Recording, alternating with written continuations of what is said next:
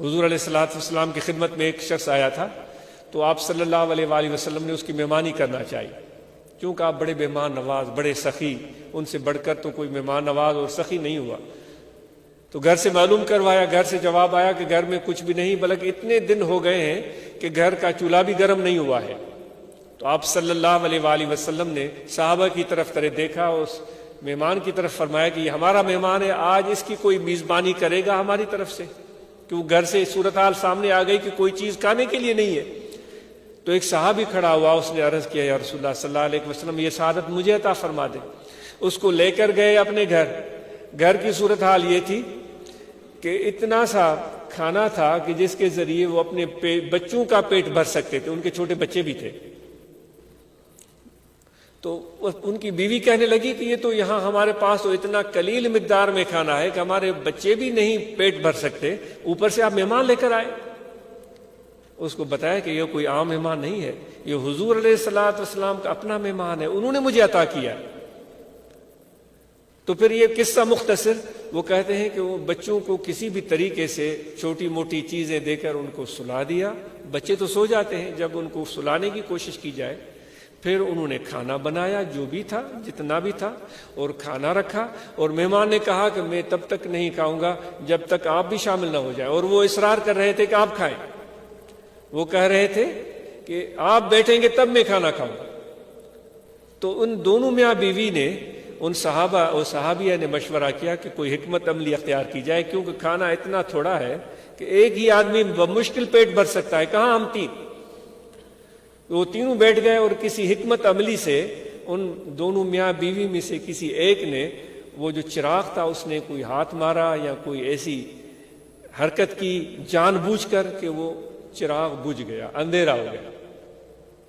اب وہ منہ ہلا رہے ہیں، ہاتھ بھی آگے کر رہے ہیں، اور اس طرح تاثر دے رہے ہیں کہ ہم کھانا کھا رہے ہیں، اور مہمان کھا رہا ہے کہ یہ بھی کھا رہے ہیں۔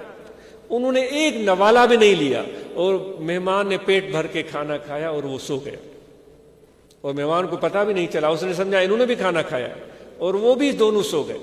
جب صبح وہ صحابی اس مہمان حضور علیہ الصلوۃ والسلام کو لے کر آپ کی بارگاہ میں پہنچے، جیسے ہی پہنچے انہوں نے تو ذکر بھی نہیں کیا کہ ہمارے بچے تھے، وہ بھوکے تھے، ہم میاں بیوی تھے، ہم بھی بھوکے تھے، کھانا تھوڑا تھا۔ ہم تو بڑی کہانی بناتے ہیں، میں اپنی بات کرتا ہوں، مجھے بڑی شرمندگی ہوتی ہے، ہم بڑی کہانی بناتے ہیں، میں نے یہ کر دیا، پھر میں نے وہ کر دیا، پھر میں اس طرح کیا، میں نے پھر اس طرح کیا۔ وہ بڑے ادب سے، خاموشی سے، یہ آداب نبوی تھے، مہمان کو پہنچایا، بڑے خاموشی سے بیٹھ گئے۔ اتنے میں اللہ تعالیٰ کی طرف سے جبرائیل امین یہ آیت کریمہ لے کر نازل ہوئے کہ اے میرے نبی، تمہارے دوست تو اتنے پیارے ہیں، اتنے اچھے ہیں، وہ خود بھوکے سو جاتے ہیں، مہمان کو کھلا دیتے ہیں۔ حضور علیہ الصلوۃ والسلام یہ آیت کریمہ صحابہ کو سناتے بھی ہیں، اور اس اپنے دوست سے پوچھتے بھی ہیں کیا ایسا ہوا ہے؟ تو وہ صحابی اپنی اس مہمان کے سامنے اس چیز کا اظہار نہیں کرنا چاہتا تھا، لیکن خدا کی طرف سے اعلان ہو گیا۔ یہ کتنی بڑی بات ہے، ہمارے لیے یہ بڑی بات ہوتی ہے کہ ہمارے پیٹھ پیچھے ہمیں کوئی اچھے لفظوں میں یاد کرے۔ کہتے ہیں کہ بھئی اگر آپ کے اوپر صاحبان ہے، گھر میں کھانا ہے، لباس پہننے کو ہے، آپ کا اخلاق اور عادات اچھے ہیں، لوگ آپ کے پیٹھ پیچھے آپ کی شکایت نہیں کرتے، تو یہ بھی اچھی بات ہے، یعنی آپ ٹھیک جا رہے ہیں۔ لیکن اگر آپ کے پیٹھ پیچھے آپ کو اچھے الفاظ میں یاد کرتے ہیں، بھئی وہ سخی ہے، وہ مہربان ہے، وہ بڑا اچھا انسان ہے، درد مند دل رکھتا ہے، تو کہتے ہیں یہ انسان کی کامیابی ہے، یہ ایک انسان کی کامیابی ہے۔